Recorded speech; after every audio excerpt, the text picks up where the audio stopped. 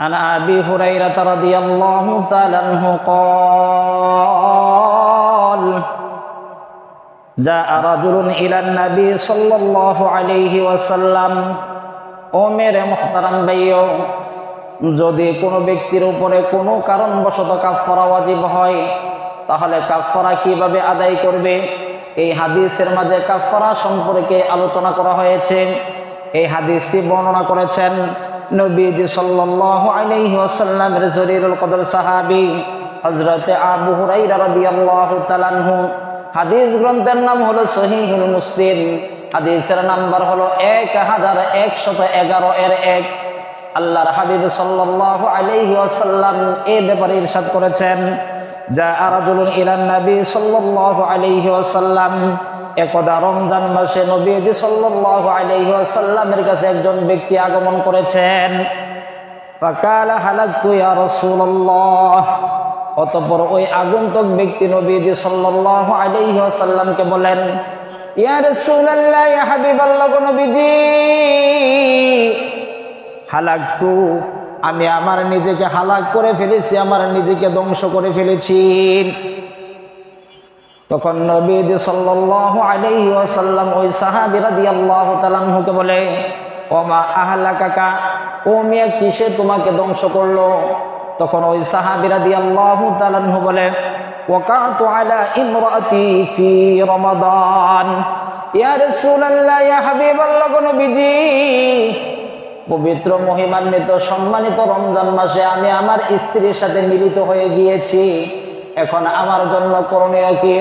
তখন নবীজি সাল্লাল্লাহু আলাইহি ওয়াসাল্লাম ওই সাহাবী রাদিয়াল্লাহু তাআলা আনহুকে উদ্দেশ্য করে বলে, ও মিয়া, তোমার জন্য করণীয় আমল হলো তুমি একটা গোলাম আজাদ করবে।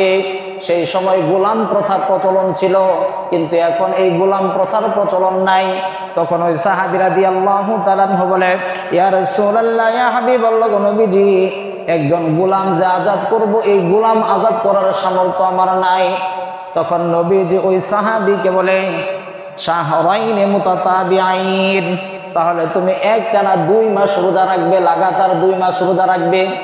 এইবার ওই সাহাবী বলে, ইয়া রাসূলুল্লাহ, একটানা 2 মাস রোজা রাখবো, এই সামর্থ্য আমার নাই।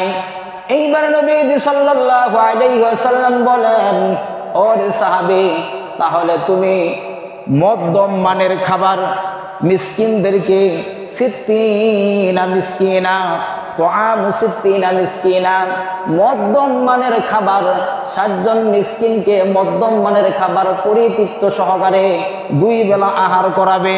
এখন এই সাহাবী রাদিয়াল্লাহু তাআলা আনহু বলে কি, ইয়া রাসূলুল্লাহ, আমার এটারও সামর্থ্য নাই, গোলাম আজাদ করবে সামর্থ্য নাই, 2 মাস রোজা রাখবে এটাও সামর্থ্য নাই, 60 জন মিসকিনকে মধ্যম মানের খাবার 2 বেলা খাওয়াবে এইটাও সামর্থ্য নাই। নবীজি তারে আর কোনো বিধান দেয় নাই। ওই সাহাবী নবীজির দরবারে চুপ করে বসে আছে। ইতিবৎসরে নবীজি সাল্লাল্লাহু আলাইহি ওয়াসাল্লামের দরবারে একজন সাহাবী রাদিয়াল্লাহু তাআলা আনহু 1 কার্টন বা 1 থলে খেজুর হাদিয়া নিয়ে আসছে। নবীজিকে আইনা হাদিয়া দেয়, ইয়া রাসূলুল্লাহ, এই খেজুরগুলি আপনার জন্য হাদিয়া নিয়ে আসছি।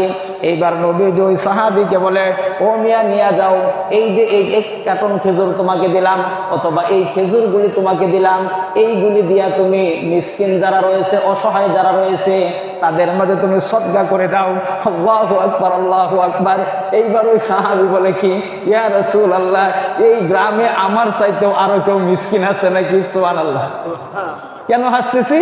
নবীজি ওর এই কথা শুনে নবীজি হাসা দিছে। সুবহানাল্লাহ বলেন। আমি এর জন্য হাসতেছি। তো যখন এই কথা বলছে, ইয়া রাসূলুল্লাহ, আমি যায়া সদকা করব, আমার চাইতে গরিব এই এলাকায় কেউ আছে নাকি?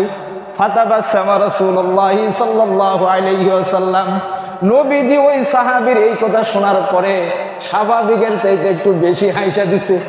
আপনারা সুবহানাল্লাহ বলেন।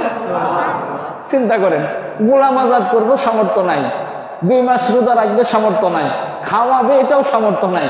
নবীজির দরবারে খেজুর হাদিয়া আসছে, নবীজি এই খেজুর তারে দিয়া বলে, তাহলে তুমি যাও, অন্যদেরকে যাইয়া এই মিসকিন যারা আছে, অসহায় যারা আছে, তাদেরকে তুমি দাও। তো নবীজিরে বলে কি, এই গ্রামে আমার চাইতে মিসকিন আরো কেউ আছে?